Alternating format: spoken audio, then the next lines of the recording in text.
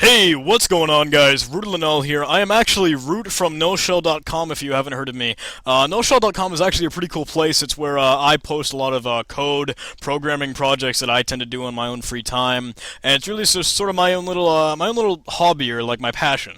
So if you're into that sort of thing, programming, code, feel free to check it out. I really recommend it, and maybe you'll see something you like. Anyway, back to the focus of this video.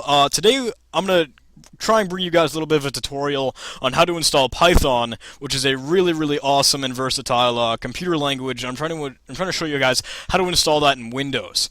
So I'm gonna get started here. Let's get Windows running. Now I'm going to assume you guys are running Windows 7.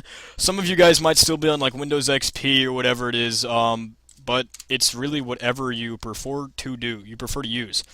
So let's get Windows started up here. It's actually a pretty hefty Windows box. Good God. Let's try and clean this up a little bit. It might be a little small for now, but the way you want to get things done when you've logged in, you got everything set. Open up a web browser, whatever you guys usually use to browse the internet. Maybe Internet Explorer, maybe Firefox, maybe Google Chrome, whatever you prefer to use, and head on over to python.org. Where you will be able to find download links, information, documentation, and maybe some tutorials, maybe some modules or some libraries that you might want to use. So head right on over there. I'll get started right here once Mozilla Firefox loads up, and you guys will be able to see some action. I'll click it one more time because Windows is painfully slow.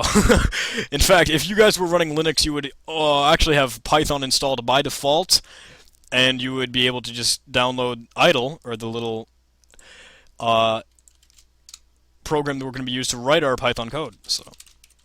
And I'll get to more information about that eventually and very soon, but here we are, python.org. Now, depending on the time where you watch this video, the website may have changed, but look for the download link to, obviously the link to the download page. Right now it's on the left-hand side of the page.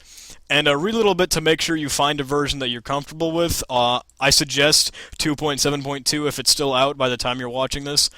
And yeah, look for something called a Windows binary. That's the installer. The binary is it's the executable file, and obviously you're running Windows, so that's what we're going to want here. Boom, here we go. Let's save this file. Feel free to download it wherever you'd like. I'm just saving the desktop for now, just so it's comfy. Since this is just the installer, we don't have to do too much with it, but let that download, and boom. I'll minimize things, clean things up a little bit, and you will have Python soon. I'm sure you guys cannot wait. 96, 97, 98, 99, done! Look at that. Alright, let's get this installer started up. Click on it as many times as you need to get things started. Run the program. And you can install for all users. I kind of recommend that just because it's easy. It's set up by default. It doesn't matter really. You can install it for just yourself if you don't have a personal computer. Save it wherever you'd like. It looks like it saves it in the C by default, the local hard drive, the root directory of the system.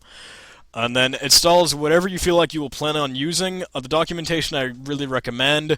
TCL, TK is a graphic user interface as far as I know, and then the things that you might need are all here. I suggest that you take all of it though, so you can get the greatest advantage and you can make the most out of what you have. And then boom, it'll start installing. You can cancel it if you need to, but I don't see a need to. It might take however long as it will take. It is Windows, so you never know for sure. I'll clean things up here, and it looks like we're not getting anywhere. Only time will tell. I'll get back to you. Oh, it actually just needs my permission. Okay, that's fine. Jeez. You could have asked. But alright, so it'll copy the new files. It'll just bring out all the files that it needs, the executable files, the runtimes, libraries that it might be using, yada yada yada. Should not take very long. Boom, it should be done. Now you can finish this. You don't have to use the installer anymore. You can go to your start menu here, and all programs should be lit up because you've installed something new. and Python 2.7 should be lit up because you've installed something new. Open up idle, the Python GUI, and this is the integrated development learning environment that I'll be using throughout this series. So to get started, you can type in print hello world. Make sure things are running smoothly. Leave a semicolon there just to be proper, and I'll get more into that later. Hit enter, and boom, hello world it is.